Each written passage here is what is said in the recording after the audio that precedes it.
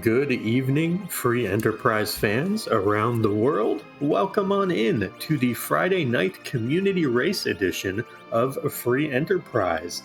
My name is Possum Morpheus, and I am joined this evening by the unstoppable force of commentary themselves, Stoppable Force. How you doing this evening, Stoppable? I am doing great. It is Friday, it is the weekend, and we are here to watch some racing. We're here to watch our runners conquer not one, not two, but three towers.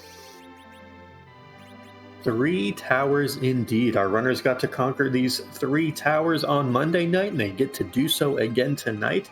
We will see what they have picked up from that race. We have the Tower of Zot, the Super Cannon, which is the lower Tower of Babel, and then the Crystal Sword Altar up on the moon. So I guess that's a tower of some sort, being that it is kind of off place, and just kind of out there. So those are where our runners are going to have to go for sure tonight. Anything in particular you're looking for or looking out at? I see Atella peeking at us. Yeah, the Tella start is interesting. I know we've had a lot of Tella recently, but this one, I think this will just naturally end up playing out differently from the tournament that we saw so many Tellas in not that long ago. Although that does mean that is one of our 9 characters, since we have distinct 9 in this. A few of our characters will be taking a break, and our old utility mage man is here.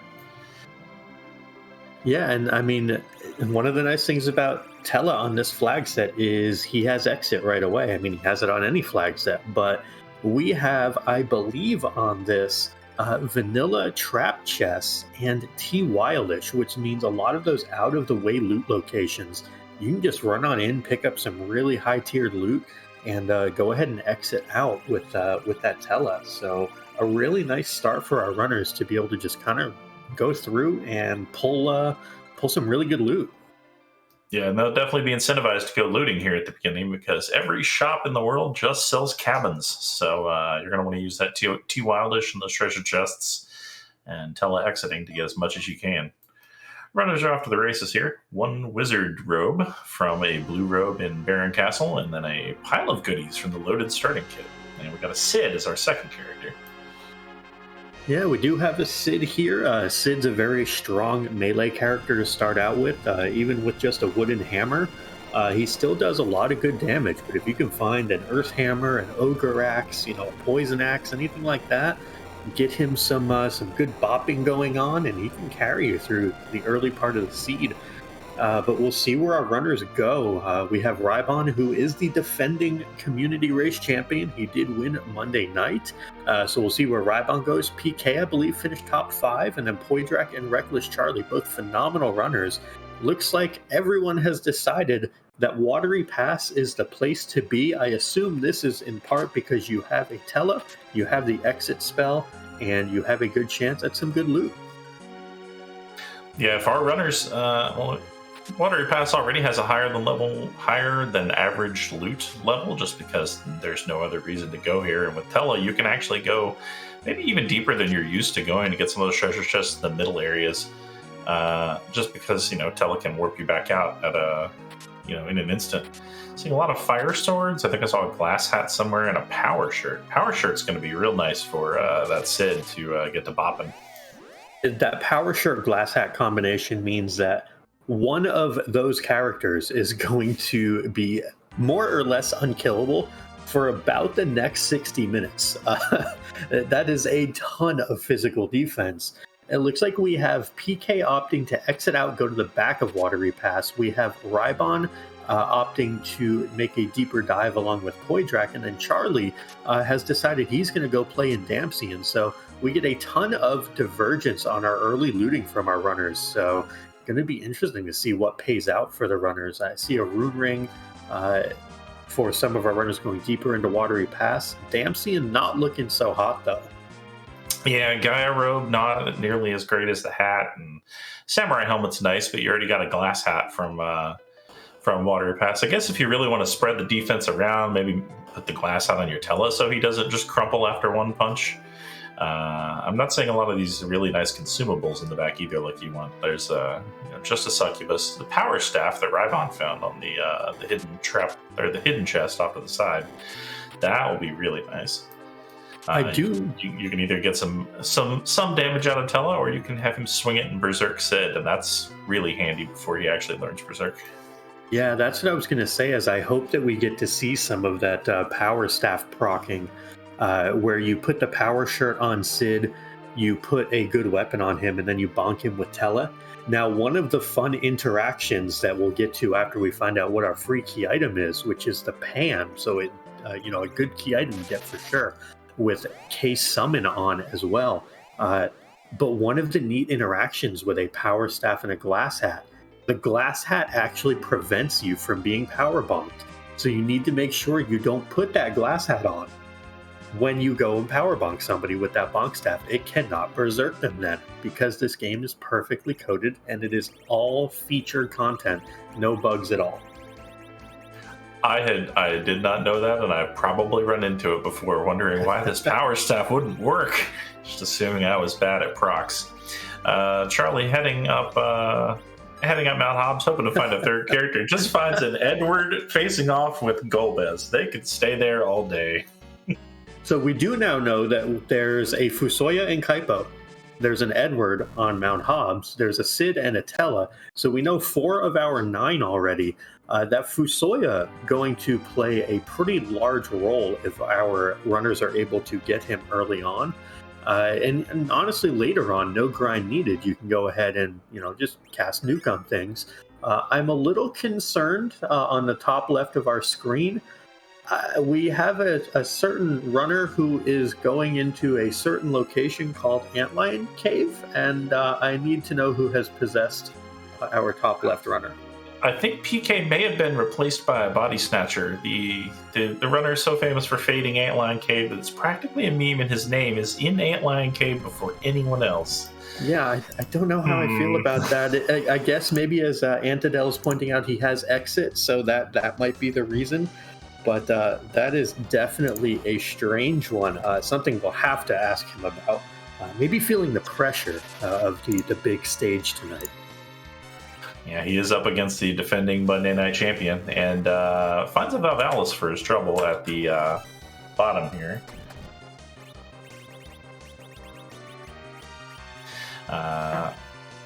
Not as easy as you would think, although actually able to be hit here. She does manage to knock Sid down to single digits with a weak spell, but Sid just pops her back, easy peasy. Charlie's on the same thing. Just a Dragon Whip for his trouble, though, so maybe PK feeling the burn from doing Antlion Cave, unfortunately. Looks like everybody kind of treading on each other's footsteps now. We're seeing some more looting of Antlion Cave by Rybon than most people would do. Getting an Ice Claw would be nice. A couple Ice Claws. If we get a Yang later, that could come in handy. Yang is a punch mage. His main damage dealing stat may be levels, but he can always use those claws to change his element and take out bosses with elemental weaknesses, such as the 4 Fiends. PK out of Antlion Cave as fast as he can, off to Fabul, heading up to talk to the king and start the Fabul defense. With the pan in hand, he already knows that he'll only have to make one trip back here after he wakes up Yang, so might as well go ahead and do this one. See if maybe maybe defense has its way underground or some other form of interesting progression.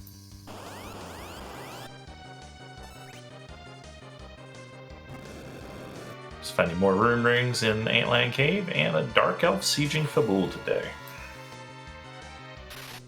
Yeah, Dark Elf is one of those bosses you definitely want to find early instead of late, in my opinion. It's very easy to get through a minimal amount of damage and get that transformation to happen early. Whereas later on, it can be kind of annoying when you get weaked. Cure 2s don't have as much of an impact. Tella doing like Fire 1 cast, not much of an impact. So, early on, it's nicer to have this. Looks like PK getting a little bit trolled here. Charlie getting a little trolled too. Fails a recall there, and Sid gets weak. That's a little bit awkward. So I hope both our runners are able to get through this. Yeah, looks like PK is mostly okay over here. Sid is weathering these dragon breaths, although Tella's taking a little bit of a nap. Meanwhile, Poydrak and Rybon fighting Valvalis, getting their Dragon Whip from Antland Cave, and heading back on out. Yeah, we have all our runners making good progress so far, and we have underground access through Fabul in the flavor of a magma key. No spicy hook route tonight because the free key item is on, so there is no reason for our runners to head down there, even if a demist is lurking. Yeah, it feels pretty good with the characters you've seen so far. I mean, obviously, waking up Fu will add this a nice power boost, but I'm sure the idea of doing the hook route with these two characters and maybe an Edward had been sitting at the back of our runners' minds, and now anyone picking up that magma key, wiping their brow in relief because they just get to take the easy way underground. I will say though, with 4 runners of this quality. And for many of the folks watching out there, y'all may recognize each and every one of these runners. PK and Poydrak, old hats of the game at this point. Rybon and Charlie, Pink Puffs. I know Rybon recently graduated from the Pink Puffs and had a deep run in the prior tournament as well. But 4 very recognizable names within the community. So if there would have been a rude hook route, I have no doubts that any of these 4 runners would have been able to handle it. Yep, and there are definitely some rude possibilities still on the table. Poydrak finding a free boss here in the Baron Inn in the form of the officer-soldier fight. I believe in the first slot? Yeah, but going down to that spell, almost definitely in the first slot. Oh. To pick up a twin. Ooh, Asura in the second slot, though. I mean, air quotes free. However, you're going to want to blink up. And you're going to have to do what we call life locking. Stoppable, would you like to explain what life locking is? Sure. It's mostly a matter of timing. With Asura, she'll cycle Cure 4 to her next phase to cast Cure 3, and then this one will cast Life 1. If you can time a instant attack right after that, or something with 0 delay right after that Life 1 goes off, when she does the random spin afterwards, it will return to the Life 1 phase. And so she'll just keep spinning her face, melee hit, Life 1, and you can keep her locked into that, and she'll never actually heal herself. It looks like on Poydrak's side, though, this is one of the awkward spots for Asura because you have variable agility here. It can be 4 to 7. If it's 4, you're happy with that. If it's 7, you're a little scared because your characters, Sid and Tella, have a combined, I want to say 17 agility at this point, 9 and 8 respectively. And so they are not going to be much faster than her, which means Tella may have to do some actual direct damage here to get through this. This is going to possibly be a little rough for Poydrak. Yeah, Sid and Tella, not exactly the speedsters of Final Fantasy IV here, but he seems to have it in hand, so I guess maybe we landed on the 4 end of things. Up in the top left, PK goes straight underground with that magma key. Heads to the Sylph Cave to Bonk Yang. Since K-Summon is on tonight, that could have been the key item, and it was. It was the Luca key. And is now heading back up to turn in that pan before he forgets and finish out all his business at Fabul. Over on Rybon's side, Rybon climbing Mount Ordeals, probably to flesh out Tella's spell arsenal, finds the Dark Knight Cecil in the first slot on the bridge, where his dark waves just kind of tickle a little as they breeze by you. Yeah, I am always happy to see Dark Knight Cecil here because he's kind of rude in a lot of places, but this is the least punchy spot in the game. We have a lot of key items coming out fast here. We got a tower key and a pink tail on PK's side from the Panternans. Just a life staff from Baron, but Poydrak executing that life lock beautifully to get through that Baron Inn, the first of our runners to show us that completed check. Also, if he wants it, that was a Porum, so he's immediately got a white mage who can hold that staff for him. Up on the top left, PK's found samurai arrows and an Artemis bow somewhere, so his Sid is now an archer, and that is a really strong combo for him through a lot of this mid-game. Yeah, not only an archer, but also if he finds a good weapon, he can just back row that Sid and then pivot over. But the nicest part about that Artemis bow is plus 10 agility. That's actually going to make Sid fast and will keep him relevant for quite a while. Looks like Charlie has found an hourglass in the Feymarch cave. That is quite a nice pickup. Rybon fighting back attack Baigen, which now that one of the arms is down, we're going to see explode from the other arm. Tella is going to pass away, but it does not matter as Rybon is through the back attack Baigen. So very well done. Love it. Charlie had to reset a little bit there. Found the monster chest, but now is free to loot the rest of the Feymarch and finding some nice stuff down here. Saw that hourglass too. Knows exactly which chest to avoid now on his way down. Up on the left, PK fighting the Baronin fights himself. Rybon getting his key item here from Mount Ordeals, and it's going to be it's just a coffin. Well, that is perfect because there's a forum in Baronin. It's ready to go. Here's his and a fight with Bahamut up here in the mirror room. Not terribly threatening up here.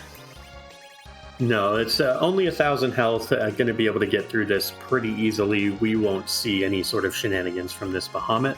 But speaking of some shenanigans, some of that loot that was picked up by Charlie, he did find a Zeus Gauntlet as well. So Reckless Charlie's going to be looking at Zeus Gauntlet, Power Shirt for any one of his melee characters in the future. Possibly if you even find a Rydia, Dragon Whip, Power Shirt, Zeus Gauntlet, Adult Rydia, there's a lot of work to be done there against dragons. But looks like we have, speaking of things that are just wonderful to see, there's a Twin Harp from the Feymarch freebie. I guess if you have a Power Shirt and a Zeus Gauntlet, that's a fine check to make, but it's still a long one. Yeah, that's definitely one where Sid will be putting in the bulk of the work, since whatever boss is there is practically, if not actually, immune to magic.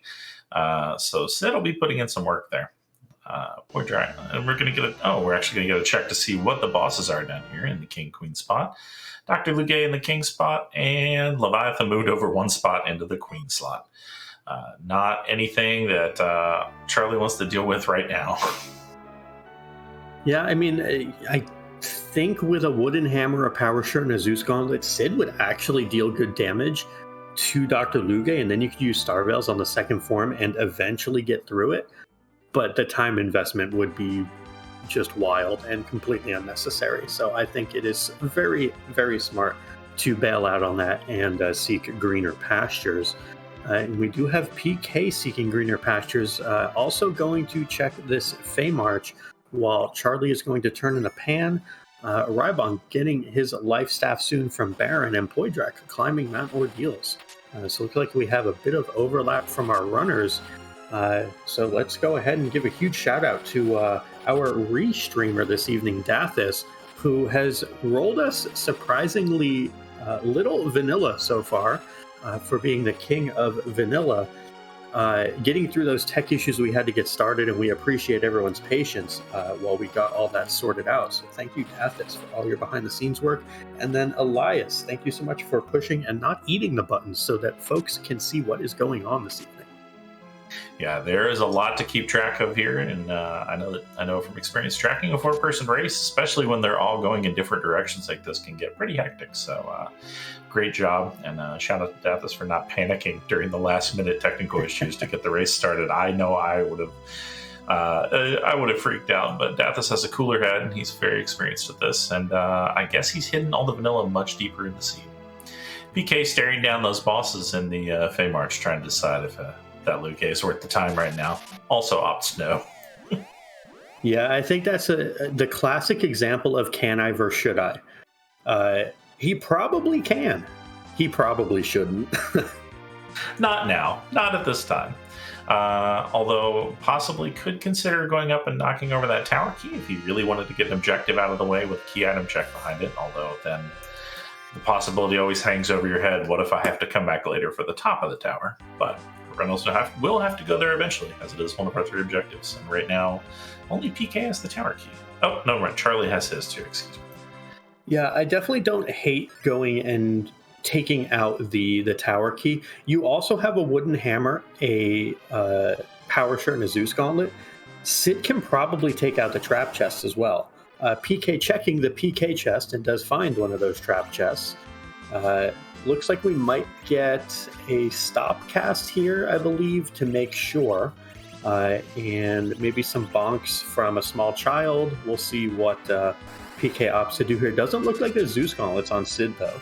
So this might not be exactly what he wanted, but going to still deal good damage from the Samurai Bow and Arrow. Looks like Rybon, unfortunately, gets hit with a Cure 4 from Asura. 3,079 damage healed. That is a rough go of things for Rybon early on against that Asura. Yeah, that is 3/4 of her total hit points, which means you were so close and then just so far away. PK just getting a firebomb for his trouble out of that trap chest, but now he knows this team is perfectly capable of handling them. So if he wants to check them for some good loot on his way up the tower here, it seems like a good use of his time. Yeah, I don't think he will. I think that's kind of one of those meme checks that folks make. PK being a fan of that particular chess. I know that it has done him wonders in the past. It just doesn't look like the firebomb is quite what you want, unless you run into like the alt gauntlet right now, or the regular gauntlet. The firebomb with Sid's HP pool would actually be quite good right now. But looks like we just get a wall staring at our runners. Ugh. Not normally a boss you don't want to see, but really a boss you're glad to see here, because it's going to cheat a little and automatically do an attack or two and a move, but it's not going to last much longer after that. PK remembering to put that Zeus Gauntlet on his Sid, bringing him up to an 1100 damage shot. Yeah, 1100 damage is no small amount this early in the seed as well. So Sid doing work. That was a great pickup from Sylph Cave on PK's part. And yeah, very well done there, getting through that evil wall at the super cannon room. We'll see if PK opts to peek at the top of tower. Would be our first runner to give us that information. And there is objective number 3 for PK, also our first objective that our wonderful tracker gets to push the button on tonight. So job well done to PK getting the first objective on board. Looks like PK is just opting to head back out after completing the half tower. Not going to bother heading up top. Could be a free boss, but you know his time may be better served elsewhere. Also delayed the item check here. It'll be interesting to see what he gets out of this. Could lead to well, just about anywhere at this point except Luca, I suppose. And we do see our runners, at least on Poydrak's side, was peeking for a vanilla D-Mist, I believe. However, does Poydrak know that the free key item is on? Is going to be a question with this. It finds a D-Mist in the waterfall, maybe also opting to take these fights to power up Fusoya later. Be interested to see what the decision is here and see if there's kind of that shocked face when you go to turn in this D-Mist and don't get anything from it. And the reason I bring that up is I did that on Monday. It's very easy to forget because having free key items turned off is kind of a staple of our more competitive flag sets. I will say that Poydrak did pick up the pan, so he has at least been to visit Edward. So maybe his thought is for a little, maybe some experience on Porum, or maybe like you said, to power up that Fusoya that's in the bed, so you have fewer bosses to kill once you stumble across the Sand Ruby. Yeah, that is definitely correct. Looks like Poydrak going to sit through one more mist phase, get a virus off, and take out this D-Mist. We have Reckless Charlie going toe-to-toe or arm-to-arm against this Baigen. Has the arms down once again, back in the recovery loop. This is an interesting and very spicy play here from PK. I wonder if he's going to leverage that firebomb he picked up from the trap chest. Nope, opts for Hourglass 1 instead. Looking for some shinies in Eblin, though. Can't blame him. There is some nice stuff here in both in and out of the trap chests. And he is going to end up using that firebomb after all. And it wipes out everything except the Stale Man. It puts a dent in him too, thanks to Sid's beefy health pool. And it looks like, meanwhile, Rybon was also able to pick up an Artemis bow in Sylph Cave. So that is now confirmed where that Artemis bow is. Vanilla Trap Chest not on, though, so I guess I was incorrect about that. Confusing flag sets, which definitely happens. But looks like PK now dealing with some punches from the Stale Man. Tella goes down. I wonder if that was already queued up. Must have been from that Hourglass. But PK is through that Stale Man fight. and is rewarded with a glass hat, which would have been helpful for that exact fight. It's kind of interesting because that punch must have been queued up for a long time before it finally went off, or else that hourglass one wouldn't have worn off already, I guess. Yeah, it must have had a lot of actions queued, but hey, I mean, got through it, got a little bit of XP. Maybe it was looking for Berserk on Porum, and it was opting to try to get her there. Since she is now at, I believe, level 18. Yeah, level 18 is where she learns Berserk. It's much earlier than Rosa by comparison. So maybe that was PK's play to get Berserk on Porum, to head up Ordeals, to clear Ordeals a little quicker. Yeah, that's going to be a lot more reliable than relying on your on power step bonks, and lets Sid wear a glass hat if you really want to, and also it keeps him from running out of arrows a lot, since he's got that Samurai Artemis set up on his Sid. Now he doesn't have to worry about counting all his arrows all the time. Yeah, definitely true. And meanwhile, we have Reckless Charlie done with Ordeals. We have Rybon completing his pan turn-ins. We have Poydrak going to battle here in Fabul as well, getting a little bit of bad breath from the Dark Elf there, taking a quarter of his health away. We had Poydrak also, I believe, reset out of that demish check. Kind of where our runners stand now. A lot of retreading of each other's paths. See if anyone does anything spicy. Maybe a Twin Heart check, maybe a full tower play, a Dwarf Castle play. A lot of options for our runners right now. Charlie finding that Rosa's mom is stocked up on Thor rages for some reason before he goes to do his Baronin check. That is a shocking discovery. Well, I've always heard her mother has an electrifying personality. So. Well played, well played. If we keep this up, we're going to accidentally summon Denari.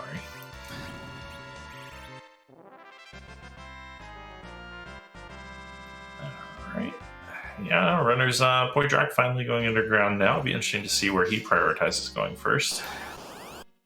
Interestingly, I don't think we've had any runners check the treasure chests in Tomra, and obviously no one checked the ones in Dwarf Castle. That's a lot of running around for those, but it is somewhere the other runners haven't gone.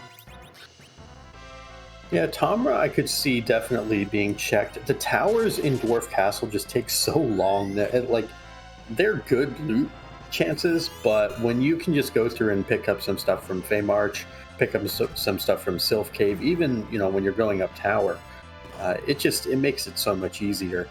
And we see some of the damage output difference here. PK bopping this Vigan for 800, just clearing this fight out so much faster than a lot of his competitors on Restream did.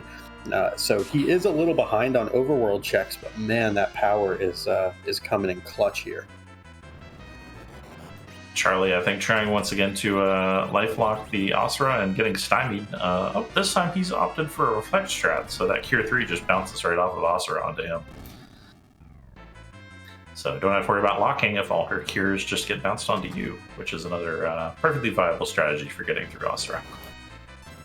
Yeah, and with how much damage that Sid is dealing... Oh, there's a Cure 4 on Asura, though the wall ran out from Tella. So that is 2,670 damage. That's going to need to be reapplied to Asura. Kind of a feels bad moment there. Might be trying to re-wall, though. This is going to be the last shot at it because Tella will be basically out of MP after this, but there's 1,000 damage going into this Asura, this wall on her, rather. So it'll be interesting to see if he is able to get through this while Rybon going for that lifelock strategy that some of the other runners were able to pull off already. Yeah, Charlie getting some time bought for him by the AI because his Berserk Sid managed to lifelock Asura there for a couple swings. Yeah, his Berserk Sid, though, is taking a lot of damage here, and I don't know that he has a really good way to cure him up. Needs for him to dodge. That's not a dodge. Oof. That's a bad day.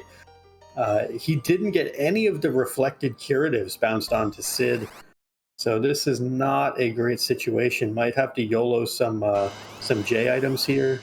Yeah, there's a Cure 4 for 3,400. Just a very unfortunate set of circumstances there for Charlie. But meanwhile, Rybon was able to get through that Asura and is going to, I would assume, head underground and head to the tower. That would be the next kind of logical location for him based on what he has. Yeah, and oh, go ahead. Ooh. We might get our first dwarf check. I'm excited by this. That's exciting. I was going to suggest that maybe Dwarf Castle wasn't too far in our runner's future, and it looks like he's going to take his new White Mage trigger out and go see what the dwarves have on offer today. I, for one, am always curious what Luca's choice in fashion is on a daily basis. Very, very interesting. Oh, we do have the potential scam in Dwarf Castle. Is it elements or is it dark imps? The red robe is a lie sometimes. This is one that always gets me, and it is the dark imps, not elements. This is going to be really rough for our runners. These are punchy little buggers here, and there's 3 of them, and it does not split the attack. They all get full attack here. Even with a glass hat, I wonder if some folks would still get knocked out here. I think Sid would be fine, but I would be very concerned. That's a glass hat Tella, I believe, taking a ton of damage, but does have an hourglass, so is going to be able to get through these, and maybe try to hit a stone or a berserk with Tella here. Yeah, luckily managed to get that hourglass off. Tella took the brunt of the damage there, and just letting Sid, who I guess has charm arrows. Just melee them down. Maybe we do not have the life glitch on today, so no opportunity for extra XP off this fight by life glitching these imps. But Sid's doing plenty of work as is. Yeah, Sid going to be able to get through this damage-wise, and Rybon going to be joined by PK. So it looks like we'll have 2 runners pew-pewing their way through the Dark Imps here. So and that'll be interesting to see who can get through that first, but we see a lot of good damage coming out on Rybon's side, about 1,200 apiece. And looks like PK unfortunately sees that Porum go down. Just going to Zerk up Sid here, I believe, and then life her up later. Yeah, Tella will have plenty of opportunity to bring her back up, but getting that Sid going is a top priority to get through this fight, because they do have a decent amount of HP for him to chew through. But at 1,500 to almost 2k a shot, it won't take very long now. Rybon threw the Dark Imps onto the second fight, and it's the CPU in the Golbez spot. And we also have a character check here. Here's a Yang. Now, our runners have actually found a decent amount of gear for Yang floating around. I believe I saw a cat claw. I know Rybon found not 1 but 2 ice claws in Antlion Cave, sitting next to each other, in fact. So this could be a good opportunity for the Punch Mage. Rybon swapping over to the Earth Hammer to help dismantle this machine, since it is an anti-machine weapon. Yeah, unfortunately, CPU not actually a machine. It's one of the weirdest oddities of this game, that you would think a computer would be a machine, but for whatever reason, again, feature not a bug, it's not. It's very odd. But the other reason you would do this, and I think this is the bigger reason why Rybon is going to decide to put the Earth Hammer on here, is it's going to save the arrows. And your Sid is already back road, and you also get, I think it's 10 extra strength from the Earth Hammer as well. So he's going to be able to do a lot of damage to that back orb without having to worry about zerking up. So I think that's pretty heads up overall by Rybon. Whereas PK may go with the old PK YOLO strat, which is just zerk up your biggest berserker and let him hit things, as PK is wont to do. But looks like even he may be not opting for that choice tonight. Yeah, just virusing down that orb. Got a power punch coming off of Yang, aiming towards that back CPU. I did see on Rybon's side, he went ahead and equipped his with a cat claw and a poison claw. So both, at least Rybon, planning to keep this Yang around for a little while, it looks like. Yeah, and we do have some big news on Charlie's side. And Poidrax as well. Poidrax through the super cannon room, heading up to the top of tower, going to give us our first peek there. And Charlie, having now gotten through Baron Inn, did defeat that Asura, is going to be our first runner to check the Twin Harp and see what great work has been put in by our dev team. specifically Xenocat, Comlamity, and the other folks behind the scenes doing a lot of the amazing harp music. So we shall see what that music is shortly from Charlie, who is our first runner to go to the Twin Harp, while Rybon and PK basically in lockstep, getting through Dwarf Castle. Yeah, I do want to give a special shout out to Xenocat. If you haven't checked out their stream, they frequently will compose harp songs on stream, and it is always a treat to watch the process of converting songs from out of the game into the harp tool. But I'll be quiet now because it looks like we're about to get some music. Yeah, definitely. Everybody loves music. And I mean, I'm kind of a troll, though. I always like talking through music. And quite frankly, I'm just going to keep talking until they stop.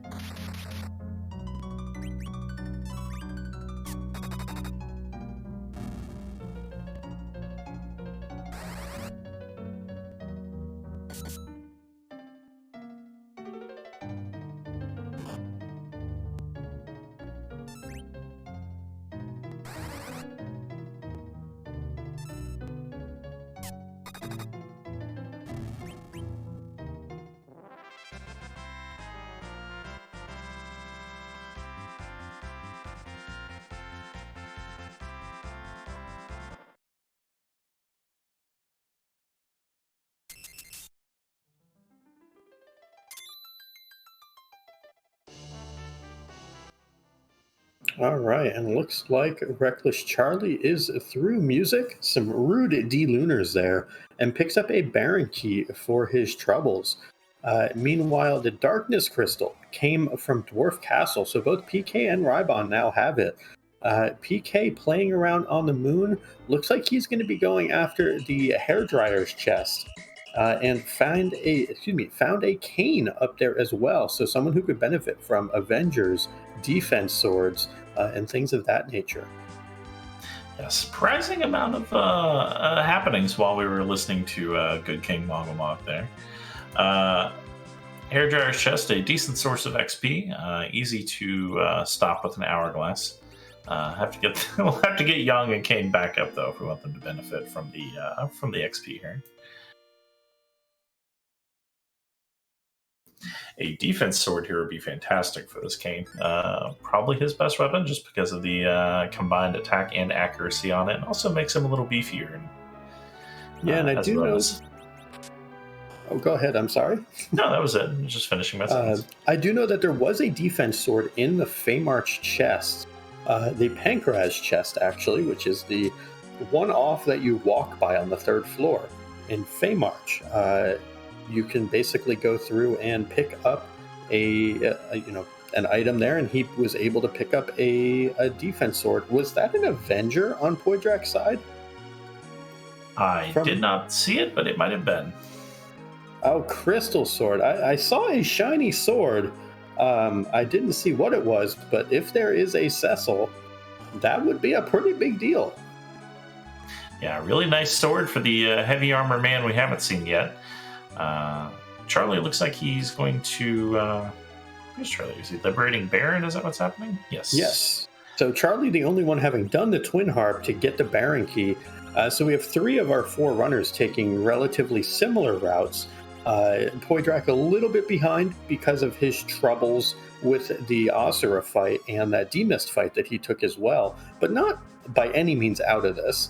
PK and Rybom playing around on the moon, and oh hey, speaking of Avengers and things that are good for Kane, let's just put one in the hairdryer's chest. Very well done by PK. So I'll take credit for speaking that one into existence for him, as he now has a Power Shirt Zeus Gauntlet Avenger Kane. I guess he's now playing an auto battler. It's now a Storybook Brawl starring Kane. Yeah, exactly. Sid has done his job as a damage dealer and can now relax into the nice lifestyle of a chemist, tossing potions at other characters. Reckless Charlie, finding that blue robe at the beginning of the game is the Alt Gauntlet, so is now going to have to zap his way through some of the wildlife around and underneath Baron. Although I guess this means we will get to see the return of Senator Crocodile. Yes, we have had a lot of Senator Crocodile lately. That's a number of restreamed seeds that we have seen with Senator Crocodile recently. So I'm a fan. Unless I'm running, then I'm less a fan. It's always more a treat for the audience and the commentary. Rybon got that defense sword there from the Pankraz chest, I believe. We'll probably be happy to see it once he finds Kane on the moon. And speaking of the moon, we have PK playing the Do Your Objectives, Do Your Freebies game, and he is most likely off to the Crystal Sword altar right now, going to see if he can leverage that super-powered Kane into maybe a couple of moon checks that get cleared here. PK, a huge fan and proponent of low-level moon dives and Zeromus fights.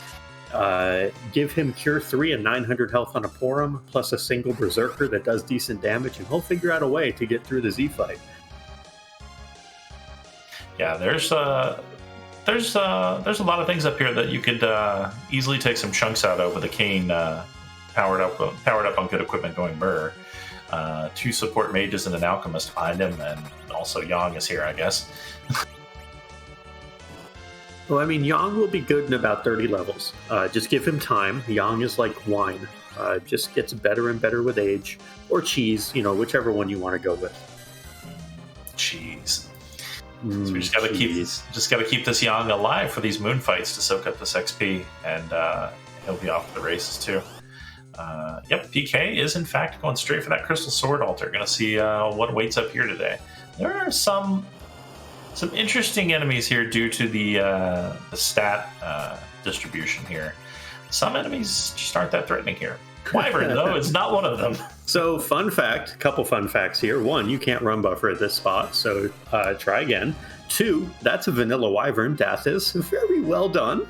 How many Star Veils do we have becomes the new question. We are now on Wyvern Standard Time. Do we have anyone who knows Wall other than Tella? I believe the answer to that is no. Do we have any Star Veils? I don't know. I hope we do. I guess we're going to find out very shortly. We're not going to be putting one on Kane either way. We have 10. We have 10. More than enough. gotta appreciate that rather than just slathering this seed in unrandomized things, Dathis just gives us a little hint of vanilla, so we really appreciate it. That was Battle Speed 6, and PK. Yeah, PK does not have enough actors at relative agility 3 or more in order to get an action off right now. He needs more levels on people. This was something that we kind of alluded to earlier, that Sid and Tella are slow. Porum right now still pretty slow. Yang also still pretty slow. He needs another person who is fast enough to get a veil off, and just doesn't have that yet. Red and blue dragons, probably not the trap chest you wanted to try to get your XP. Not right now. No. Maybe a behemoth would have been nice. Maybe the red giants. Nope, just runs into the worst one right off the bat. Appears to be opting to take the adventure back off. Charlie, meanwhile, fighting the King of Baron, who is an Octoman. Takes it out fairly easily with a lit 3 there from Tella, and we'll get to do the slow walk down to the Baron pot to see what they're hiding there today as far as key items.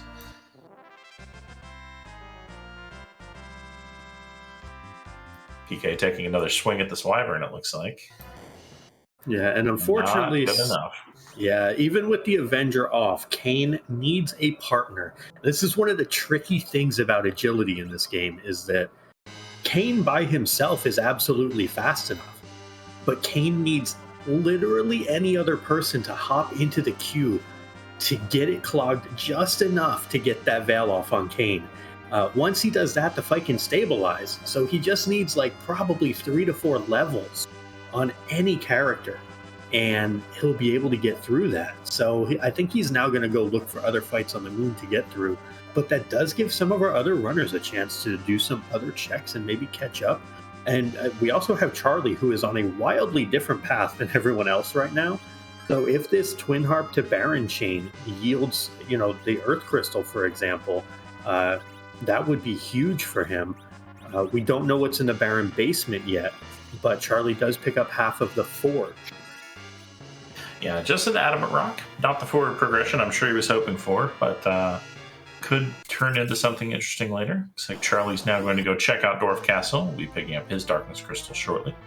Rybon picked up that cane and walked back out to save. I'm sure he's probably pretty happy to see that. PK opting to take on maybe a more forgiving boss here in the Pale Dim. That Berserked up cane will keep it pretty busy casting slow counter spells in between punching everything, though. Yeah, unfortunately, speaking of punching everything, Porum has gone down, who had Blink queued up. Also, unfortunately, still can't run buffer at this spot either. So the moon kind of giving PK some fits here as far as where you can and can't run buffer as well, which is very hard to keep track of, admittedly. I screw it up all the time and usually don't find out until I'm run buffering my way out of a fight by literally exploding to whatever I'm fighting. Looks like Rybon turning on encounters on Lunar Subterrane Floor 4 here. He is hunting gold dragons. He wants to make an XP grab here. They are the most common or second most common fight on Lunar Subterrane Floor 4 exactly. So very heads up by Rybon to try to squeeze some XP here. This will make it considerably easier for Rybon as well to get through that Wyvern spot, even without the Avenger. Yeah, you were talking that really PK needs maybe 3 to 4 levels on almost anyone to make his Wyvern strategy work, and what Rybon is doing over here on the right might be a good way to do it. These King Ryus are, they can be stopped with the Hourglass, as you saw. They can be reduced to single-digit hit points with a weak, and then knocked over by a hit from pretty much anyone, like this Kain with a defense sword. So it will be... this is going to be a really nice infusion of XP for Rybon. Yeah, just has to remember to bop this Tella at the end of the fight. Basically similar to how a D-Machine grind would work. Looks like he does have that bop queued up. PK, meanwhile, looks like he's got a good setup here for this Pale Dim. Granted, it is 42,000 hit points of Pale Dim, but still should be able to get through it. Rybon picking up 5 to, well, in Kane's case, 20 levels. off of that gold dragon fight, that is going to make that Kane quite a bit beefier. And also looks like he may want to take a second set of gold dragons here. Getting an ether on Tella, so looks like we're getting a pretty big XP influx on Rybon's side here. Hey, I love to grind early and grind often, although this D-Bone keeps showing up. Hey guys, want to fight me? No. Yeah, if you gave more than 14,000 XP, maybe, but no. One single Gingryu. Did use an apple on Forum to give her a little more HP. It's kind of the opposite of your preferred Forum strat, but it seems pretty useful here. I mean, you haven't seen Rosa. You've seen Fusoya, who could benefit from an apple, but I think that's a pretty heads-up play. White mages are still really good. They're still really handy to have. Yeah, it's it's a good time to have a white mage, basically. And it looks like, speaking of good times, Charlie is heading on into the orbs. Poidrak is doing battle with the last of his orbs, so all of our runners will very shortly have moon access. The big difference is going to be that twin harp check that is done on Charlie's side. I think other than that, our runners are pretty much on check parity at this point because of the moon stymieing our runners who got there earlier. Yeah, and now the moon playing with Rybon with encounter odds has not been able to dredge up a second pair of gold dragons yet. And I say it and then here. Just speak it into existence. See, I gave PK an Avenger, you gave Rybon gold dragons. Let's see what we can do for Charlie and Poidrak. We want to be inclusive here. Now, one thing I have not been noticing on this flag set, one of the only glitches that we have on is the warp glitch. It's kind of unfortunate. Our runners have not been able to take advantage of that. Or actually, I guess they could do it with Tella. Have they been doing this? Is that where the darkness actually is? So our runners have been doing it, and yeah, it is just a ninja hat, but very relevant nonetheless because that is 3 extra agility. And we know now, because of Wyvern being where Wyvern is, that 3 extra agility could mean a lot. Yeah, that's a pretty nice one, especially when you need to get just those few little agility to manipulate something. This is the perfect hat for it. PK still going against this Pale Dim here, just kind of boredly rotating his cursor as the Berserkers do their thing. Rybon got his second dose of Dragon XP, is on his way further down the moon. Be interesting to see if he diverts off the Crystal Sword altar as well, or if he just continues down the moon to try and soak up a few more, maybe a few more key items, definitely some more experience. Poidrak raising his big whale now, and Charlie about to get his Darkest Crystals. Yeah, these runners are all just hot on each other's trails. Well, there's an Excal in the Ribbon Room, possibly negating Poidrak's find of a Crystal Sword, and also, more importantly, a Rat Tail, I believe. No hook yet for our runners, but that Rat Tail could turn into the Earth Crystal, which would effectively give our runners Goma. Yep. Since the runners have found the items that gate 2 of our 3 towers here, but Zot continues to elude them. PK finding an Odin, probably just going to have to attempt to damage race it here because with Kane Berserk, you don't really have an easy way to avoid the swings to try and get to that Thunderstruck after the third Zen Tetsuken or Odin attack. Guess nobody's going to go back and get that Edward off Mount Hobbs for this, huh? Probably not. If we would have seen an early Spoon, the Spoon flag is on. And boy, howdy, would you want to have a Spoon word for this moon so far, because he would actually do damage. The issue that our runners are going to have is that the only person that's really doing meaningful damage is Kane. Everyone else is just kind of potatoing along, like they're chipping in. Sid high rolling for 1700, but like Spoonword with a power shirt on would be dealing 3,000 to 4,000. We do see Rybon gets a Star Veil off, will likely drop his battle speed here and then get very many more Star Veils off, because that was on battle speed 2 that he was able to get a Veil off, whereas we saw PK on battle speed 6 get 0 off. So Rybon in much better shape agility-wise than PK was. Yeah, and the downside here is this is not one of those spots where Wyvern is going to immediately disintegrate himself. That reflected nuke only does about 3,200 off a single character. But we see him putting the Artemis Bow on Sid to speed him up some more, get his agility up, and just try to get as many Star Veils as he can here to reflect a bunch of nukes at this Wyvern and then finish it off afterwards. Yeah, and speaking of finishing it off, there is a pass from Odin for PK. So he can go ahead and he can clear the moon and he can never come back after that. That'll be good for him. Wyvern has 25,000 health here. That is roughly 7,500 of it down on Rybon's side. So he's still going to need to push out about 17,000 more damage here, which again, for this party, there's just not a ton of damage coming out quickly. And it's a little awkward having a wall on Kane, because that's who you would want to be dealing your primary damage. So it's kind of a sticky situation for our runners. Like, how do they get through this? Or rather, how do they get through it efficiently? Yeah, it appears Rybon's hoping to at least berserk Sid up to buy some time until he can until that wall falls off and he can berserk Kane. But under Wyvern standard time, that's going to take a very long time. And PK finding the dolls fight at the Ogopogo spot. Again, not the fight you want for this party. You have Hourglasses, you have Tella who can cast Toad.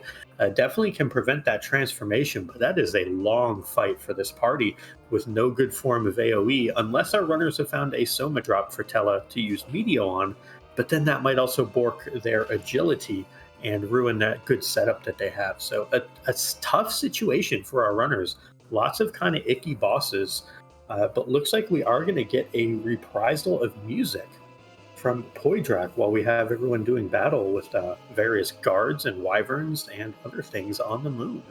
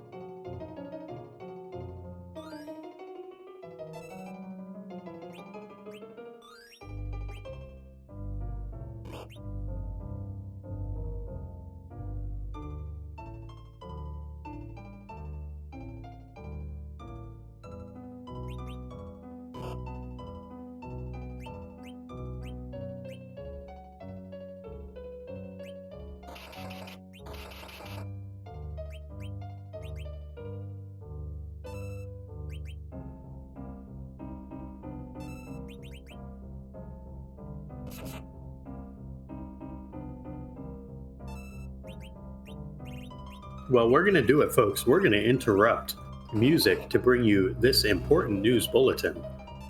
Earth Crystal behind the Crystal Sword altar. Surprise go mode for our runners.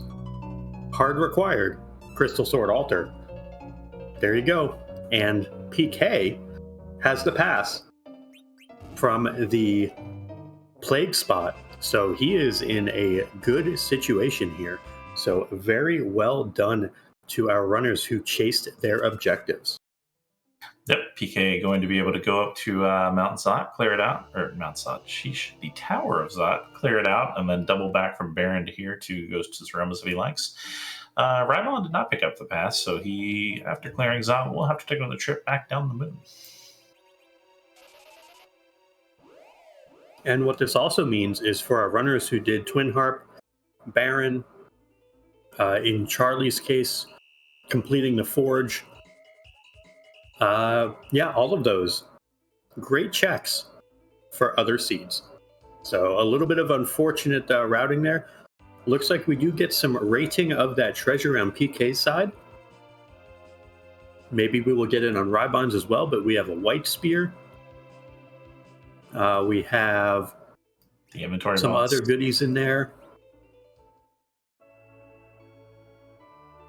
Another power shirt, nice. Stardust Rod for all the black mages that aren't in this seed. 2 of them, neat. Also a Seraphim staff from the Supersmith. So, I mean, we have people who can use it, but It's like most of the caster ones, it's not super exciting to see because it's the kind of stat stick they already have that exists in the game. It's not, maybe you were hoping for a flare hammer for that Sid to go with the second power shirt you just found.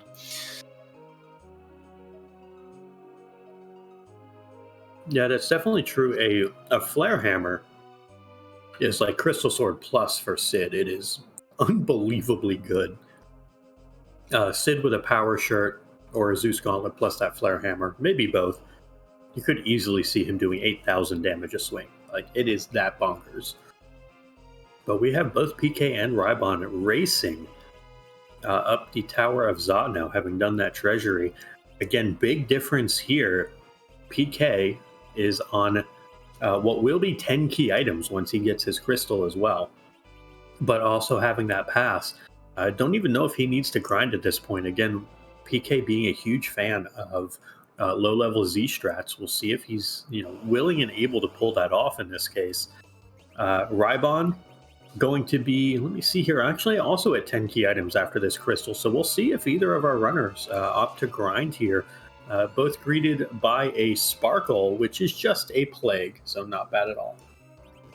Definitely worse things to see here. They already know the Wyvern's out of the pool, but it could have been, Ogopogo or something nasty like that. Instead, we just get Plague. One of the less threatening, let's say, of the moon bosses. I mean, if you're unprepared for him, he can take you by surprise with his count, but this one is very slow, and I'm wondering if PK forgot to turn his battle speed back up from 6. Definitely a possibility that has happened. Thankfully, at least has the Avenger and has Kane in the middle. To answer a question from chat, would anyone consider dumping a teammate for someone new from Zod at this point? Cecil, if you're planning on grinding, you have at least a light sword, you have an Avenger, you have Zerks, you have at least a power shirt and a Zeus Gauntlet, and Cecil's just kind of that guy. Fusoya, absolutely, you would take here, going to be definitely full powered, give you access to nuke, give you access if you are capable of it as well for a strategy we call Fu and Friends, where you basically reflect all your damage to kill, and nuke is part of that. Edge is an interesting one. I don't think sirens are for sale, but can you steal them on this flag set? That is an interesting question. I believe you can. So you might take that edge, steal some sirens, and have a very safe fight. Yeah, I don't see the no sirens turned on, so it's that could be your grind option. Ooh, and a Cecil. Well, I would be saying goodbye to Sid and Yang here personally, and I would be picking up Edge and Cecil here. PK says no to both, which means PK, is going to Zeromus immediately after this. PK is not grinding. He is committed to this party right now. And that is going to be something exciting to see, because it'll be a nice scrappy underpowered team fighting and Kane fighting against Zeromus. Mylon and friends here waiting at the top of the tower, not even remotely threatening. On Rybon's side, looks like he's definitely picking up that Cecil, bidding Yang goodbye, and picked up the edge over the Sids. So Rybon making a play more along the lines of what you were saying. Has the Crystal Sword, so I guess picking up the Cecil makes sense for him. Crystal Sword, Power Shirt, Ninja Hat, Cecil. No Zeus Gauntlet. He does have a Strength Ring, but Zeus Gauntlet might even just be overkill here. Ain't no kill like overkill, though. That's the truth. Can even back row this Yang with the full moon that was found earlier. So, or the edge, excuse me. Yeah, this is the type of situation. I mean, with this Cecil, you're going to pick up 9,000 XP here, 18,000 off a slingshot. It's going to put Cecil over 1,200 HP, and he's going to be doing a ton of damage.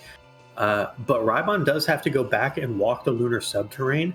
I would fully expect one gold dragon fight for levels to slingshot that Cecil, and that's going to be your Z fight. That would be my expectation on Rybon's side. Again, on PK's side, my expectation is he's just going for it. He's going to be in the Zeromus fight first out of all of our restream runners.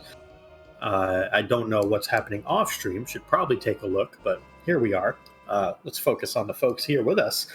But I think PK is going to give you all a treat here. And I think this is largely predicated on exactly the Avenger. I don't think he does this without the Avenger. I think it's that important to this attempt. Yeah, looks like he's also planning to berserk that Sid because he's putting his gear back on. And outside of that, just kind of checking everyone's, I'm guessing, agility levels to make sure he'll have a couple of RA1 berserkers here. And then PK is, as predicted, heading right back to Troya to go up to the moon. Going to equip the white spear. So smart. So his Kane is not berserked right away. I find that interesting, actually. I think the Avenger would be better going straight into Zeromus. And the reason for that is you're going to get the plus 10 strength and plus 10 agility. And when you're on lower levels, that's more important than the raw attack power of the White Spear. So that'll be interesting to see what the damage difference would be. And I'm fearing it's a couple hundred a swing, which is very important at these levels. So I'm definitely hoping this pays off for PK, but I'm a bit worried not going in just guns a-blazing with that Avenger on for him. I wonder if maybe he was concerned about maybe getting his Kane locked in that glitch where he doesn't do anything for a long time after the crystal throw if he came in with it on. That's definitely a possibility, but if he doesn't have a relative agility 1 actor in the top slot, then that wouldn't even matter. So we'll see what happens, though, because there is a rather important question. And chat, thank you for getting your flags out, because we nearly missed it. Stoppable Force, I know that we can't put Zeromus randomly throughout the world. You just don't want to run into Zeromus in Antlion Cave and just get blown up. So I think there's a question that we need to ask with regards to Zeromus. What would that happen to be, friend? That would be, whose butt are we going to kick tonight? Because since we can't move him around, we have 530 plus different looks for Zeromus. And it'll be very interesting to see what he looks like tonight. And if this butt is cute. And how we're going to kick it on PK's side. I'm very invested in seeing this now. And if it has a butt. Yeah, sometimes it's butt free. Not today. Today we have Testament from the Guilty Gear series. And we have Duo Zerkers. 2,000 coming out from that Kane. 2,000 from that Sid. 4K around is definitely doable. We have Reckless Charlie getting a Ninja Star for his troubles from the Fey March. That is a classic Feels Bad Man moment right there. We have Poydrak heading up to the moon, and we have Rybon sneaking those sirens. One of these runners on stream, either PK or Rybon, is going to finish out this Z fight. And it's just going to be a matter of the tortoise versus hare approach. I kind of alluded to it. PK is a fan of these strats. He likes to go for this sort of stuff. Give him Cure 3 on Porum, 900 health, and he'll go for it. He's got 1,000 on Porum. Really needs her to live here, though. If she falls, this fight is in a little bit of trouble, and she does survive, so that is very good for PK. Yeah, PK also getting a stroke of good luck there with the reflected nuke from the slow from Tella, hitting Tella. So once he'd done his job here, Tella gets to take a little nap. Porum can handle curing duties from here on. Yang also throwing out a Cure 2 potion there, I believe I saw. And now we're just letting Sid and Kane do the work here. Not over yet by any means. Going to have to continue to nerf these big bangs. And would probably like to have a second slow off that Tella, I imagine.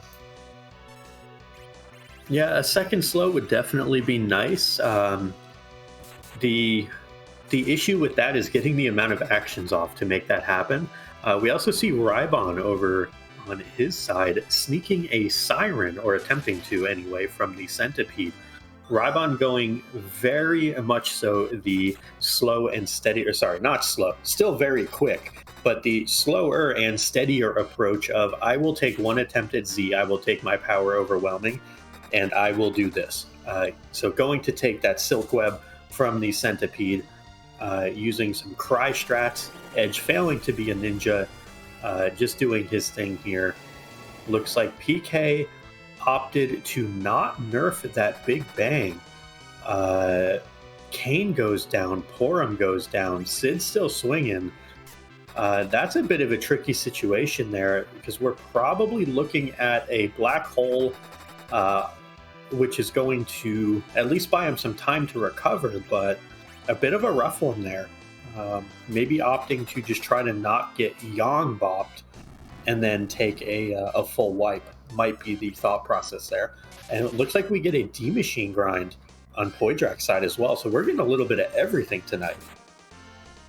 Yeah, this is really kind of the variety show here. We've got Charlie going places where other runners didn't, Poydrak doing a grind that no one's bothered to do in this seed, and as well as Rybon, who's now summoning up eggs for his XP.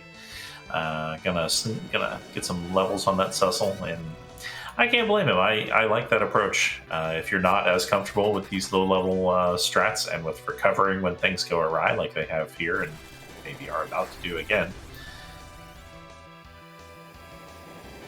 which every one of these big bangs that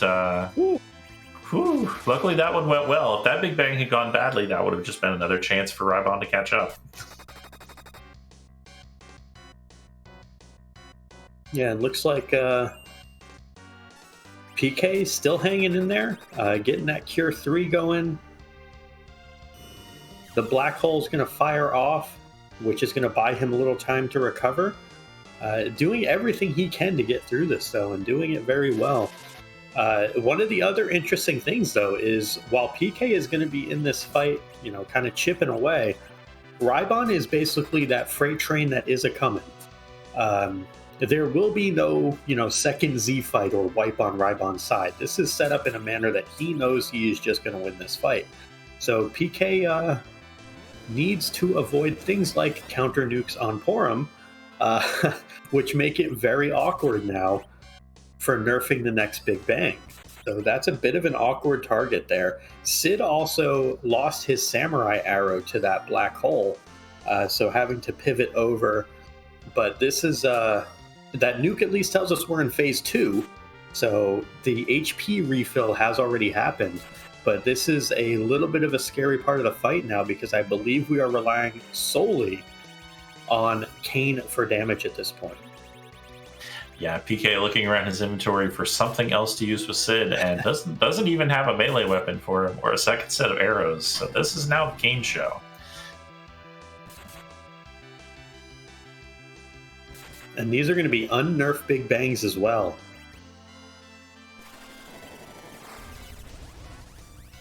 This is that counter nuke was the worst possible target for PK. Oh my heavens. Oof. 2655 Yang, have you ever considered dodging anything in your life? That would have been a great time to do it, my friend. Yang does not dodge magic. Yang just absorbs the magic with his beefy body. Unfortunately, it's a lot of magic and not enough beef. That is one of the highest Big Bang rolls I have ever seen on a character that is beyond like level 5. And there's rocks, and there's 3 characters at 400 health or less. There are no dodges, and that is not what you want to see. Oh no, PK. The meteor wipe is heartbreaking, because if you're seeing rocks, you're right there, and you just needed someone to dodge. Yeah, so that means that no one did. PK was less than 12,000 health away, and I think without that nuke going on Porum, he would have had that. I think that was the 1 in 4 he needed to not lose to get through that. That does, though, illustrate how dang good PK is at these strats and these low-level things that he can do. To attempt this and to get that close, that is a feat that most runners cannot accomplish. I know that I would be taking the Rybon route. I will admit that readily, that would be a great strategy for me right now. Let me get my levels. Let me make this comfortable. We'll let the PKs of the world try this strat. Yeah, if I see that Cecil, I've got that crystal sword. I see an edge. I'm stealing sirens and I'm grinding up to power overwhelming, and then I'm killing Z. I don't want a second Z attempt. I want to go in there once and clobber him to death with my big beat sticks and then leave. And Rybon is now. You mentioned him. You used a freight train metaphor. The train is on the tracks and it is heading for the Z station now. Yeah, and the thing with Rybon versus the thing with PK, which is this Z fight, these are going to be wildly different Z fights. On Rybon's side, I'm guessing we don't see a second Big Bang. My assumption here is you are going to see one Big Bang, maybe rocks on Rybon's side. There will be relatively little in the way of nerfing. There will be very few Big Bangs and damage rolls that Rybon's ever going to have to worry about. Maybe a counter nuke on exactly Porum to start the fight would be bad. But other than that, Rybon's got the fight in the bag. The difference is, can he make up the 2 minutes or so he is behind getting into PK's second attempt? So going to be very interesting between these two. This could be a very close finish if this fight goes well for PK this time. You know, dare I say it, maybe a tie in a community club race. But probably the best thing that could happen for Rybon here would be for PK to once again have some unfortunate counter nukes, or maybe even another wipe. Otherwise, this is going to be neck and neck. This is going to be a close one. Just because we're off tournament season doesn't mean we can, throw the tie word around like anybody wants. Come on, guys, let's be real. Oh, we've just been informed by the booth, the folks behind the scenes, who y'all can hear, that the folks behind the scenes are wrong. We can, in fact, throw the word tie around, and we will. Tie.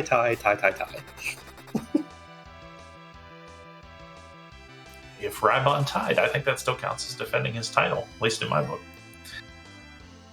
I would agree with that. Until you are defeated, you are still the victor.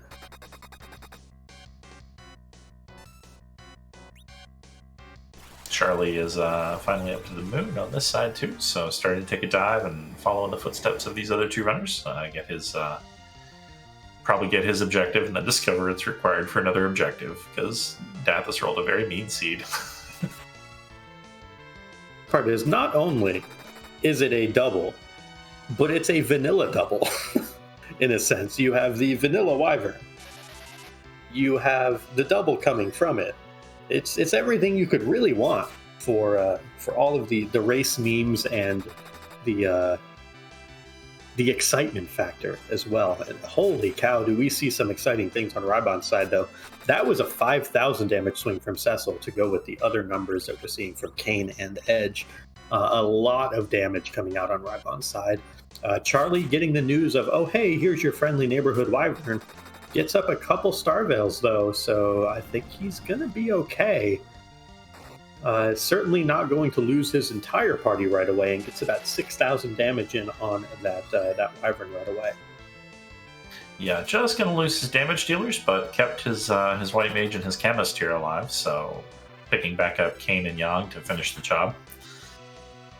And speaking of power overwhelming that you had kind of talked about earlier, Poydrak now has it. Everyone in the high 40s for levels, with the exception of Kane, who is casually level 57. That is a Kane who has a lot of health. But folks with not a lot of health, we now have PK with just Yang and Sid floating around right now. Sid is still zerked with that samurai arrow. I believe we're going to be looking at a black hole soon, where he will no longer have that samurai arrow. But another rough go right there for PK, trying to get through this fight. Yeah, these low-level strategies that PK is so good at are they're very scrappy. It always feels like you're kind of on the edge of losing until you either win or lose. And like just looking at these head point totals and constantly having to light people up is just a perfect example of that. Like PK is relatively in control here, but it always looks like he's not. Yeah, that's just kind of the nature of this fight, that it never looks good, but it usually gets there. Except that second Cure 3 didn't fire, and PK knows that the only person left at that point would have been Yang, and that would have been likely unrecoverable.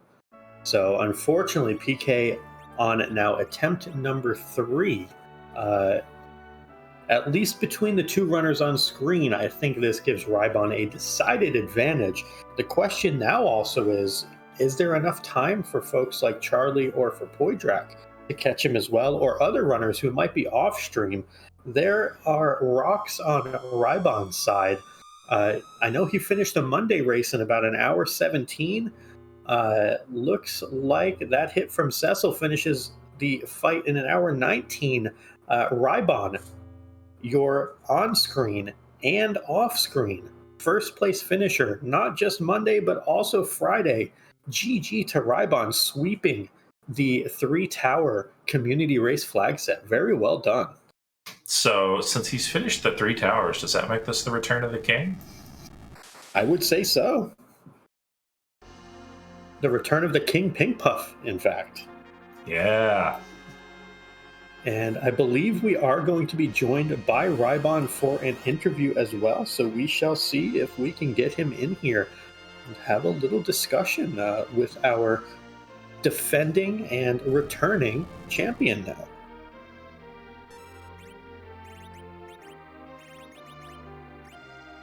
And meanwhile, we do have Reckless Charlie fighting that wyvern. We have Poydrak likely headed straight there.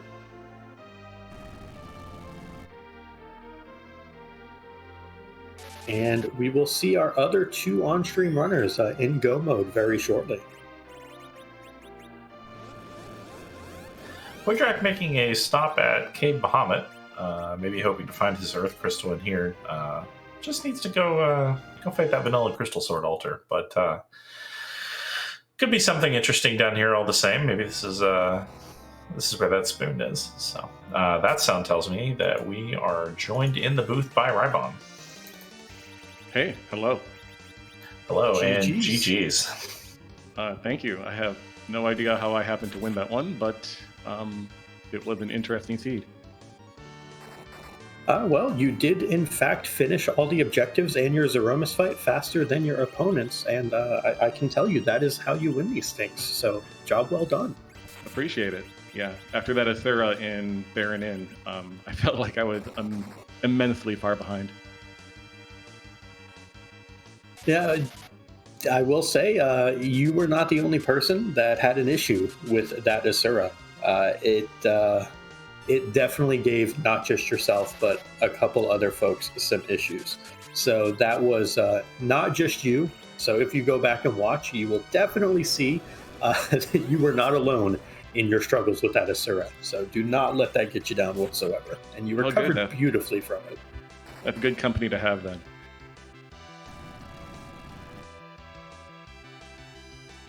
Take us through kind of your decision. I think the big turning point here, and we'll just go over this real quick with you. PK is in attempt number 3 at Zeromus.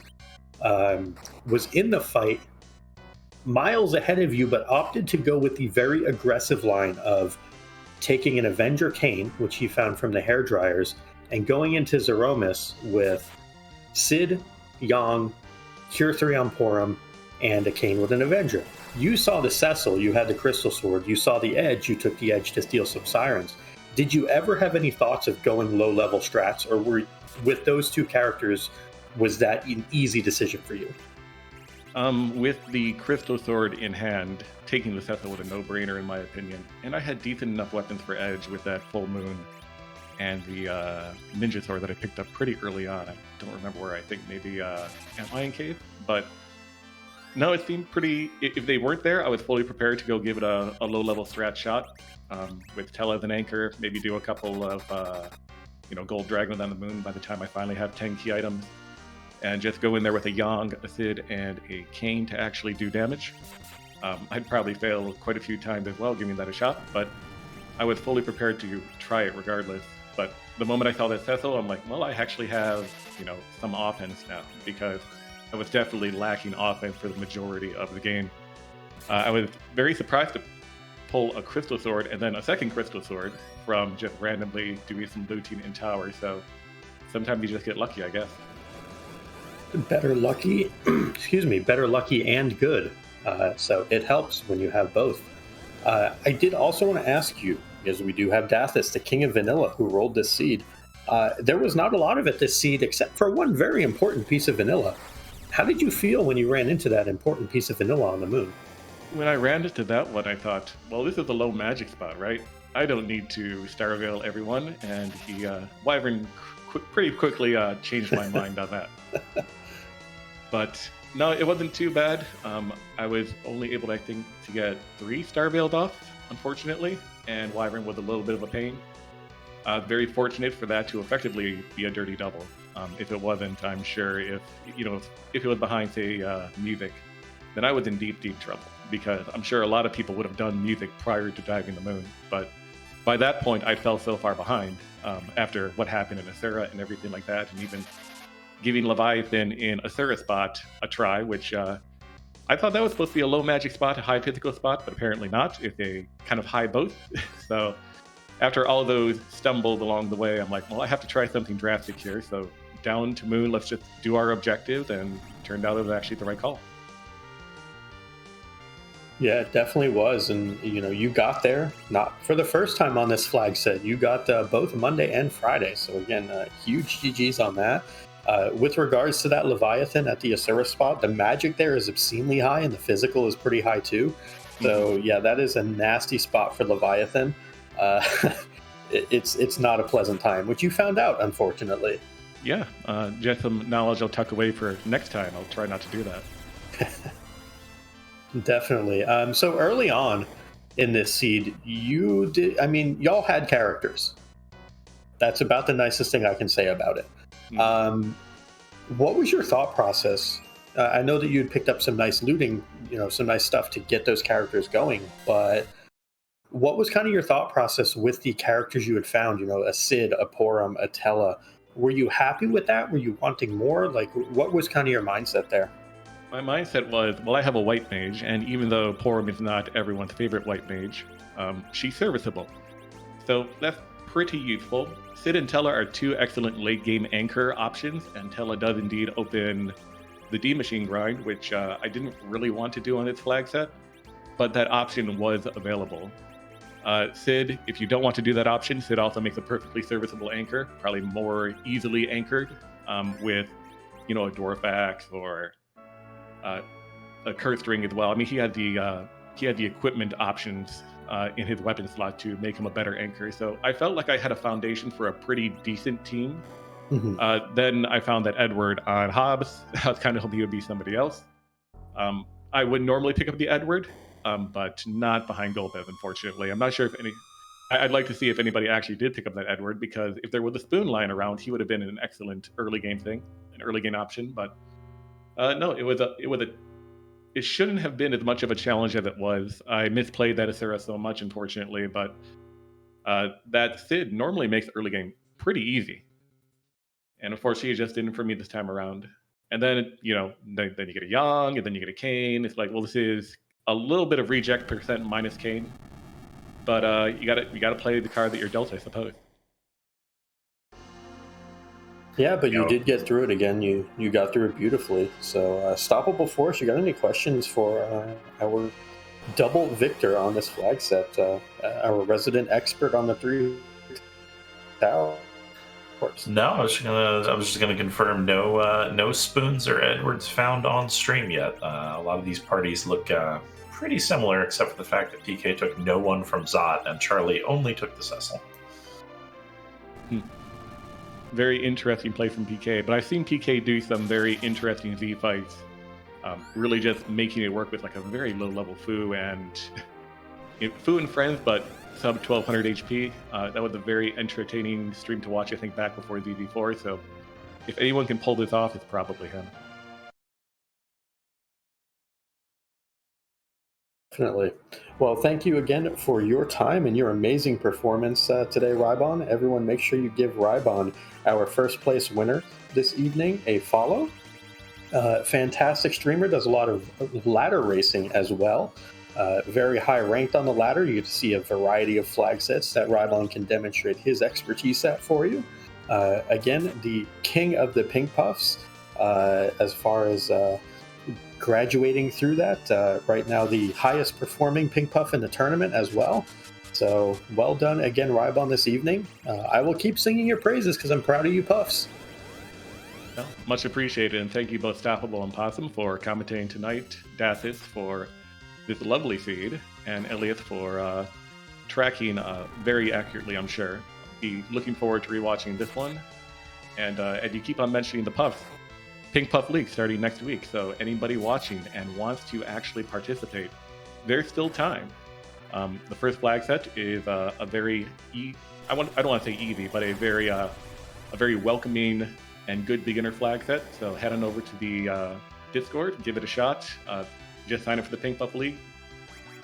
I'm sure Oscar would be very thrilled to have you. And otherwise, y'all have a good night. Thank you, Rybon. You as well. And GG's again. Have a great evening.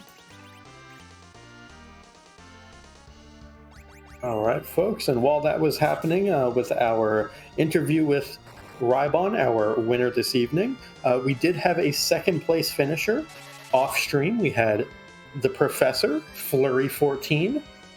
That is Flurry with either an EU or a FLURRY, depending on how you would like to spell it. Coming in second place with a time of 1 hour 26 minutes. We do not yet have a third place finisher, so we do still have some folks going through, and we'll be attempting to, get that third place. We have Reckless Charlie, who has charged in to the moon and has go mode, just needs a couple of levels to go on and take this fight. He is now on the moon at the Ribbon Room looking for 200,000 XP here, which might be 400,000 on Cecil, which would get him all the levels he needs. We have Poydrak heading up the Tower of Zot as well, so PK still ahead at the moment of Charlie and Poydrak, but again, that Kane has gone down. Definitely a struggle right now for PK to get this damage consistently out. Yeah, these low-level strats keep going sideways on PK, and unfortunately, every time they do, that just gives someone else the chance to pull ahead, like we saw happen with Rybon, but it could easily happen for third place as well. So it's very interesting to watch, but man, these fights always make me nervous. Oh yeah, definitely do, and it's one of those things where your timing has to be perfect, and you usually have to avoid bad luck. It's not that you have to get lucky. You just have to avoid the bad luck. And I think that PK, he had that first attempt, I think it was, if Porum exactly hadn't gotten the nuke on the 1 in 4, where we saw the rock swipe. That was kind of the really sad one where it's like, oh no, you're there, you're so close. And the gods of Free Enterprise decided not today, friendo. Yeah, that was rough. PK appears to have swapped strategies here a little bit. Now has 3 Berserkers, it looks like. Maybe has Yang in the mix too. Don't know how much of an improvement that's going to be. They're still pumping out fairly low damage between the 3 of them. Yeah, I think this is going to be an unnerfed Big Bang here. I don't think he got Porum's turn to queue up in time. So it looks like that was very unnerfed. The black hole needs to fire very quickly here to get Yang. I think Yang is just going to perish here, though, to HP ran out. But might still be able to salvage this between Sid and Porum. Going to get an extra buffer to action from the HP ran out of all things. There is a direct nuke on Sid, though. There's going to be a shake after that and another big bang, and there needs to be some time to recover in here. Zeromus is just not giving him a breather at all. No, this is rough. This is probably another reset, if I'm guessing. He basically needs to fire a nerf here and it to hit exactly Sid.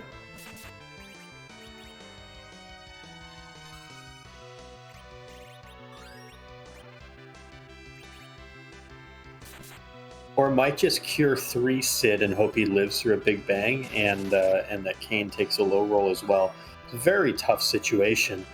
But a situation that will be a little less tough. Reckless Charlie charging on down.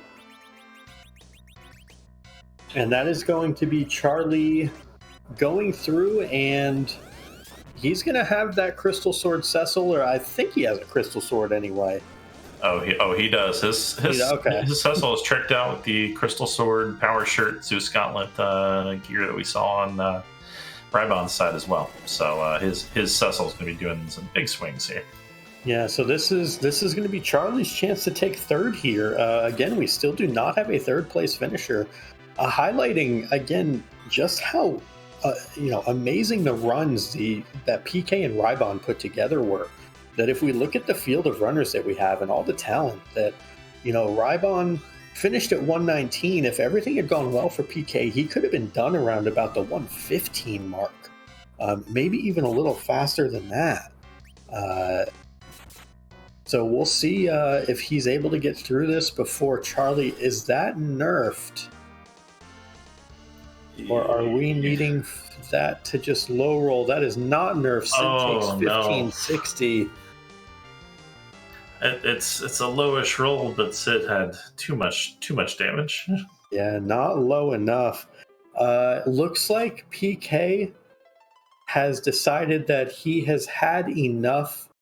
Valiant effort by PK, whom I believe we are joined by now. PK, GG's to you. One heck of an attempt there. That stupid 1 in 4 counter nuke on Porum. Oh, it was that first D fight was so good. And then Yang at like 2450 gets hit for more than 2450. 2653, I think. Yeah. Or 55. I haven't seen a roll that high in a long time. My thought was, okay, this is fine. I'll eat the nuke, I'll life Porum, and then Yang will life Kane. And then Yang goes down. And it's like, oh crap, well I need something to buffer the Q because I can't get Porum up on Cure 3. That's just never gonna happen. And then, I don't know, one of the attempts I went in on, Kane just lost his arrow. Or Sid lost his arrow. It's just like, I mean, I wanted to YOLO that. I wanted to YOLO that so hard. So I did. It was something that we had talked about where there were the two competing strategies. Zot, you got there and you were staring at the easy route, which was take the Cecil with a shiny stick of some sort, take the edge because you can sneak sirens, you have the pass, you spend a couple minutes, you make it easy. But we know that's, and we alluded to this, not something that you normally do when you play this game. You like those bold attempts. You like to do your PK YOLO strats, as you've become so well known for. I definitely wanted to. I think if that in that first go in, if I just put the ninja hat on Yang, then I could have opened Zerk into Crystal, which was my initial thought was how that was going to go. Mm-hmm. But I mean, first off, thank you, Dathis, for rolling Vanilla Wyvern.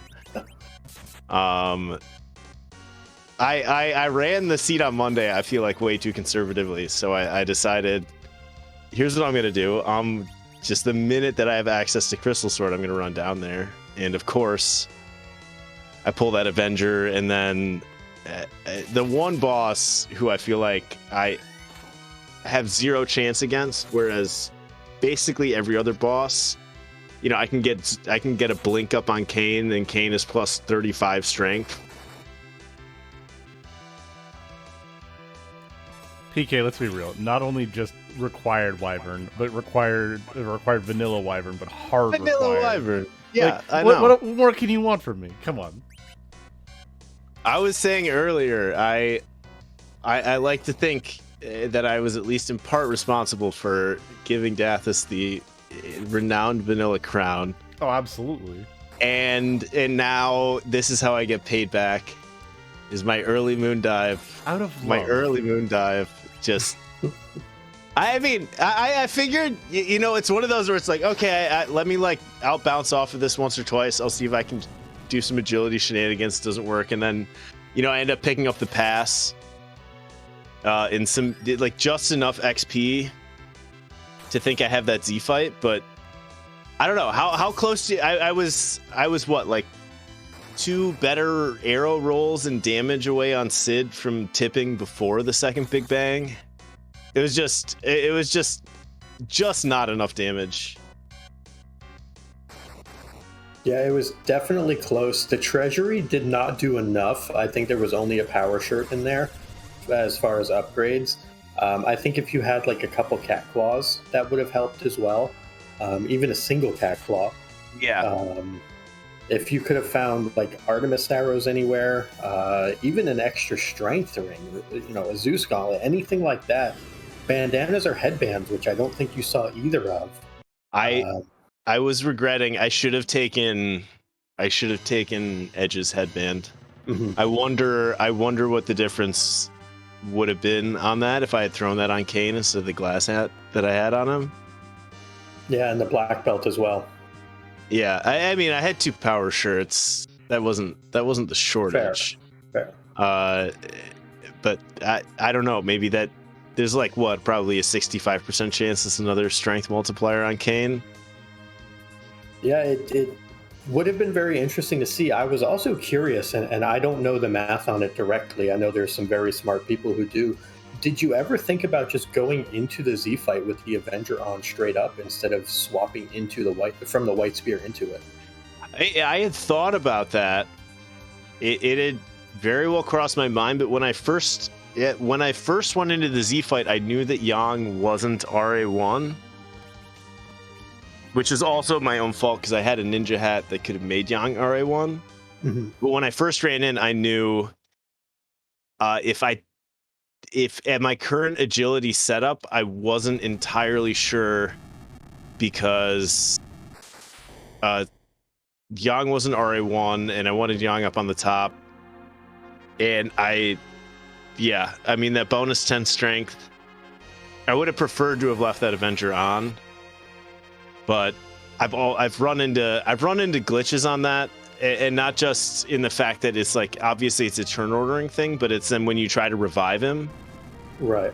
That I seem to always run into glitches on that if I revive him and I've left the Avenger on. So I was trying to avoid that, and I got a White Spear out of the treasury, which felt like enough. But yeah, I mean, that's a good question. I'm gonna offline, you know, tinker around with this a little bit more.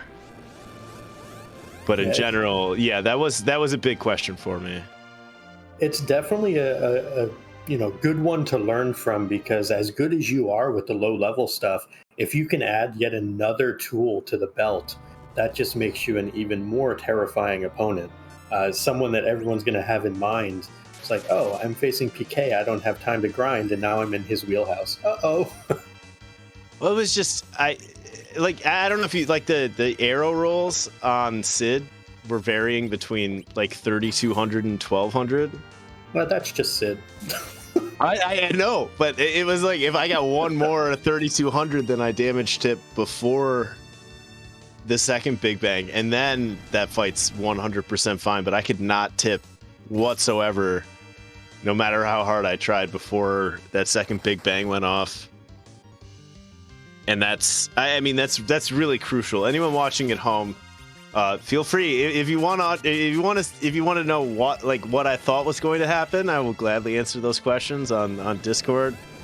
Or if you want to know why that went terribly wrong, and I thought it wasn't going to go terribly wrong, but it's that like exact fight where it's like you said, I don't want to go get levels. I want to go take that fight. And it was so close. It was so close. You put on a heck of a show, though.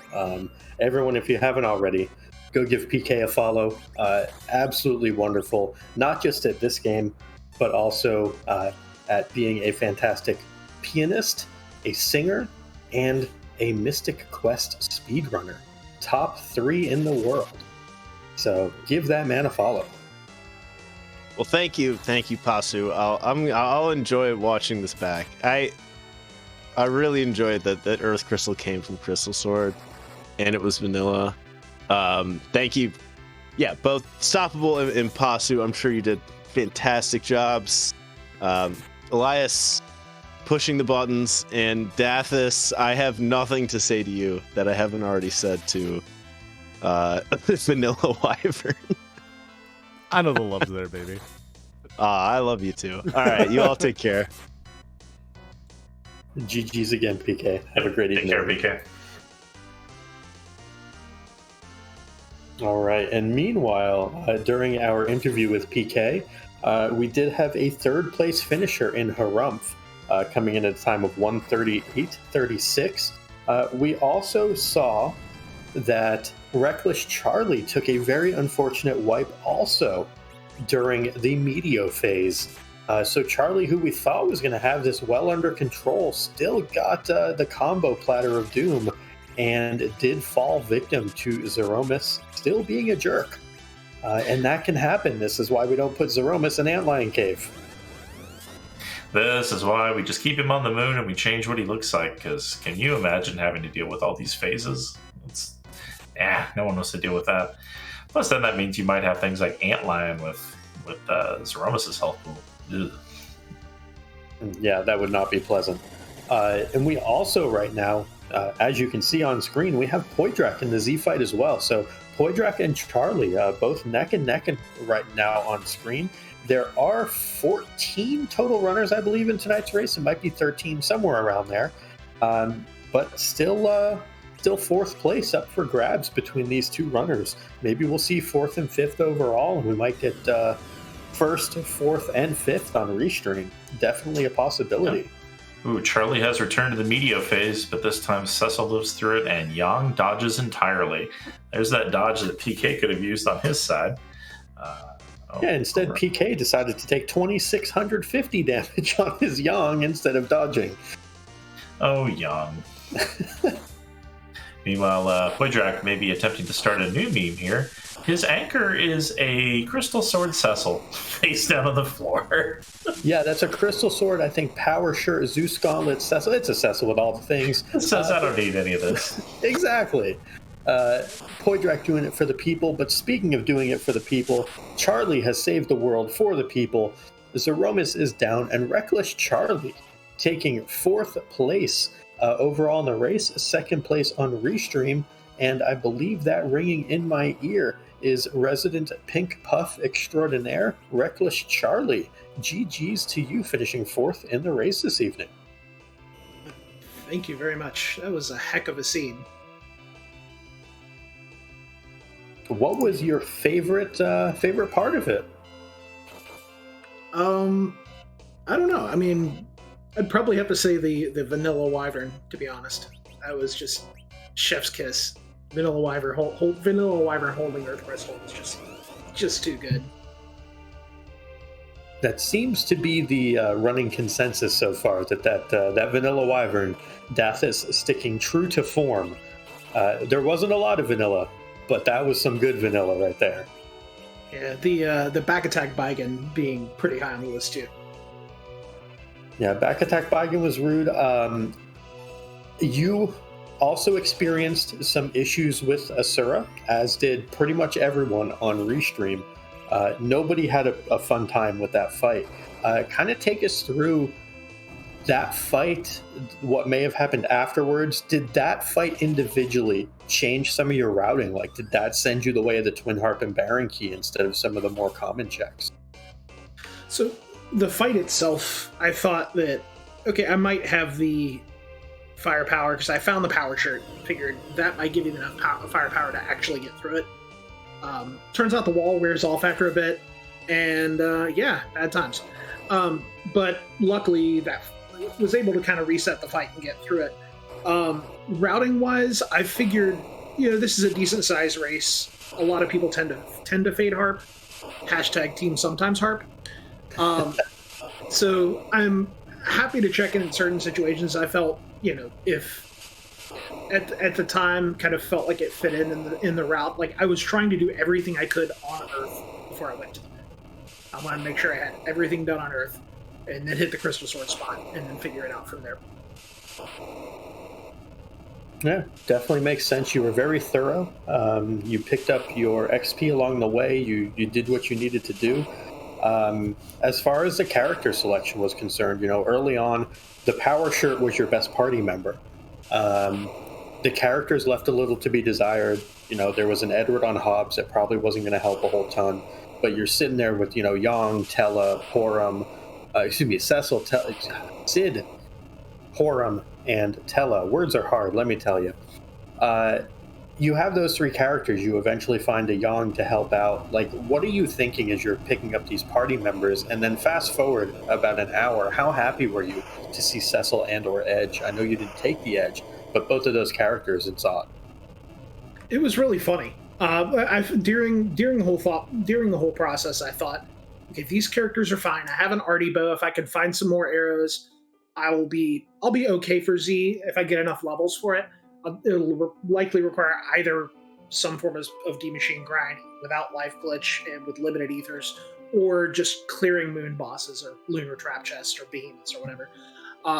So I figure even with that alone, because I'd found the defense sword, fairly not too far in on my way down Feymarch, figure with that party I can clear it if I get the right levels for it. It'll take some time. Once I spiked, I've played this flag set probably about 10 or 12 times before tonight. I knew that, T Wildish trap chests, huge chance to spike crystal swords, crystal swords, X-Cows, etc. Sure enough, went into Tower of Zot, Tower of Babel, first trap chest, crystal sword, held on to it for dear life, figured, all right, if there's a Cecil anywhere, I'm taking it, doing a little bit of a grind, and that's my plan. Even without it still would have been fine. It just would have taken longer. Definitely makes sense. Stoppable Force, any questions that you might have for Reckless Charlie this evening? No, I think you covered most of it. I want to say I do want to congratulate Charlie for finishing up in 4th place while covering, I think, the most ground we saw on Restream out of anybody. Yep. Chasing that Harp and Baron check to its unfortunate conclusion, and just covering a lot of ground, still managing to not spend a whole ton of time grinding and ending up in 4th place is really amazing. So congratulations. Many thanks to Elias and to Dathis for handling behind the scenes, and thanks Possum and thanks Stoppable for all you do. Looking forward to watching this back on Restream and seeing how everybody else kind of approached this. Definitely. Thank you for volunteering. Always a pleasure to watch you do your thing. And thank you again, and GG's. Thank you folks so much, GG's, and have a good night.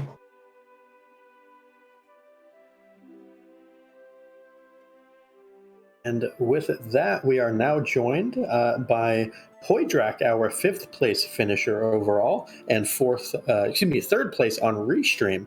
GG's to you, Poydrak. Okay, sure, whatever. I honestly, there's a big thing in my mind at the moment. It's difficult to really explain, but I'm feeling a little bit not in tune with my own running at the moment, if that's understandable. Totally fair. I mean, we have seen you do some absolutely amazing things. I know that in I don't remember if it was this past tournament, or 2 tournaments ago, saw you go toe to toe with Dusty Griff, where you were right there within a couple seconds of him throughout the vast majority of a seed. I know what peak Poydrak looks like. I think a lot of us know what peak Poydrak looks like. This may not have been it tonight, but that's totally fine. We all have our moments. And don't let that get you down, friend. You are an incredible runner. We know how good you are. Yeah, I think it's mostly due to the fact I've had this break over the last tournament season, and really during that my mind has been completely elsewhere, and I'm only really just getting back into this after 3 months. Sure, I played a couple of seeds here or there, but really just getting back into it for actual racing, it's a whole different mindset, and I need to build myself back up into it. So today was better. It's just I'm not where I want to be. That's all. Well, hey, shaking the rust off is absolutely a real thing that needs to happen after a break, and I have no doubt we'll see peak Poydrak again in the near future. Yeah, it wasn't too bad personally. I'm happy with what I did, and I'm quite surprised at some of the things that got found today. 3 crystal swords. Anyone in Tower of Babel? Did anyone else find them? Well, everybody had at least 1 crystal sword, I believe. And I think some folks had up to 3, yourself included. Yeah, I don't know if anybody was juggling quite as many as you were. It's just, I said to myself, I'm going to go down and see if I can find a better weapon for Sid. I did, a poison axe. It's better than a hammer, wooden hammer at least. But to get 3 crystal swords in 4 chests out of that, it's like, what is going on? Was one of these meant to be a lightsaber and you just didn't want to name it correctly? Oh, no, that was in the treasury, because all the crystal swords were everywhere else. Yeah, I'm glad I opened that treasury, actually. It had quite a few good things, namely for Kane. And going into that Z fight with just that ice brand might have been a little bit hairy. It was hairy enough just going into it like that. It's like, I've got good levels, but my damage output isn't so hot. That was kind of a recurring theme throughout the seed. And I kind of alluded to this with some of the other runners, was that kind of the power shirt was the best party member for a long time. That, like, Sid was doing some work, but it was largely predicated on that bonus power he was getting. Y'all did not get a lot of good character selection as far as doing early damage, and it was kind of a slog early on with fights like Asura and, the Twin Harp being what it was. Just a lot of really brutal fights early on. So getting that damage output for y'all was really important, what you were finally able to. Yeah, and we were finding the equipment. It's just we weren't finding the characters to go with it. Mm-hmm. Sometimes it is that way. We were finding these crystal swords. I found a ninja blade there. Edge and Cecil were both in the Tower of Zot, which was the last thing I was going to do in that because of crystal at Wyvern spot, right behind Vanilla Wyvern. Thanks, Daffus. Yeah, it's just the equipment is there. It's just the places where I went to look for it is just, and the lateness of the characters. Kane, for as good as he is, doesn't bring as much damage output as most people think he does. It's even with some of his top tier stuff. So it's just where's the balance on that? And I took a balance in the end, but it needed that D machine grind for Yang. Without Yang at those levels and Porum being there to support him, that was difficult in the late game. Sid was brilliant for the early game, but he falls off as well. So Yang was really the savior of that after you've got his levels. Yeah, it definitely makes sense. There were two other quick things I just wanted to ask you about. One was your little demist experiment. I know that's probably not something you particularly want to talk about, but I was just curious, was that a flag misread or just not something you were thinking of? Not exactly, because I went and got the item from Edward earlier, but I forgot that I did, and the lack of the key items made me drew me to go look for a demist in the cave mist and the waterfall. Lo and behold, he was in waterfall, so I thought this must be my underground access, completely forgetting that I'd already checked and got the pan from Edward. So It wasn't a misread, it was just a misremember. Gotcha. Oh, we've all been there. The second thing was, and a huge shout outs to the meme on this, your level 1 Crystal Sword super buffed Cecil. I know that was for the fans, I'm sure, but just take us through. Not at all. No? Not at all. He was actually, as soon as I picked up him, I wanted an anchor to replace Ace Teller. Teller was getting too high in agility. So it was like, I'm going to take one of these people in Zot. Well, doesn't matter who it is. I'm just going to put them down for the fight itself. I'll send it over. Edge is a terrible choice to pick up. So Cecil it was. And since I had all that equipment, I just thought I'll put it on if he gets a couple of swings, that helps me in the final fight. It wasn't for memes or anything. It was all planned for him to be the anchor. If I had that drain sword, which I threw away in the treasury, he would have got that. It was all planned for him to be the anchor. Gotcha. Interesting. Well, I don't think that either Stoppable or I had even put that into a possible equation. So that's definitely great food for thought for anyone out there thinking of, alternative ways to set up your anchoring.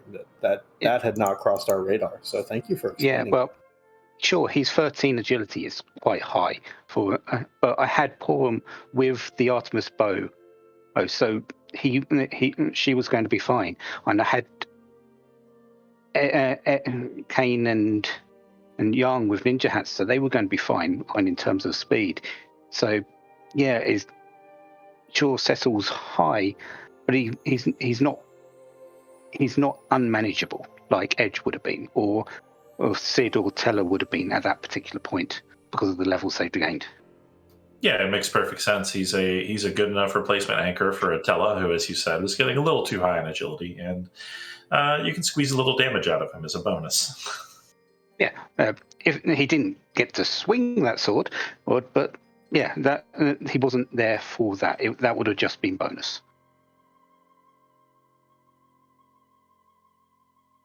All right. Well, I think that's about all we have for questions for you, Poydrak. Thank you, as always, for letting us watch you race.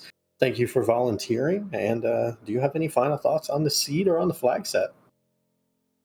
Nothing really I think we've seen pretty much everything over this, and with everyone else running. All I can say is good to be back, good to be running. Hopefully I'll get back to it, give you all a bit of a show. Hopefully with me on the winning end for the first time in a while. So yeah, enjoy everyone. I will see you all again soon. Take care. Thank you, Poydrak, and GG's again. Well, Stoppable Force, that was quite the exciting race. We had folks all over the place doing all sorts of different things. A lot of the times you end up with a lot of linear routing and kind of runners retracing each other's steps and doing everything in a line. We did not have that tonight. We got the full experience in a bunch of different seemingly random orders. So I thought that was particularly neat this evening. Yeah, it was a good showcase, especially if you maybe haven't seen a lot of free enterprise races or played a lot of seeds for yourself yet. We kind of saw, we saw routing that went every which way. We saw almost every kind of, grind available to the runners, from taking bosses to actual D machines. We saw low level, high level, and power overwhelming level Zeroma strats. It was really kind of the full buffet of free enterprise options here. Yeah, definitely was a fantastic watch. And speaking of fantastic watches, we do want to just mention one more time that y'all can and please do follow our runners, follow our restream staff. Our runners this evening, of course, being PK, Rybon, Poydrak, and Reckless Charlie.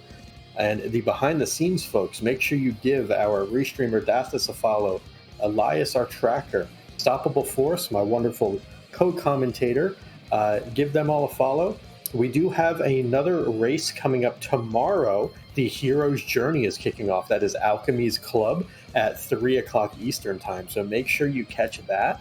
And the free enterprise, though, is not done tonight.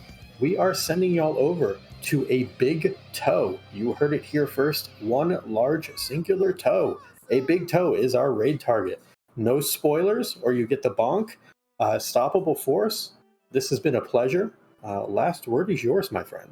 It's a pleasure as always, Possum. And I just want to say here in the end, with the tournament ending, we are community club season is in full swing. And if you want not just a lot of free enterprise, but a variety of free enterprise, this is the perfect time to join our Discord, get involved with community clubs, get involved in this extremely welcoming and friendly community, and honestly just hang out, learn to play the game, and become a pink puff if you're new.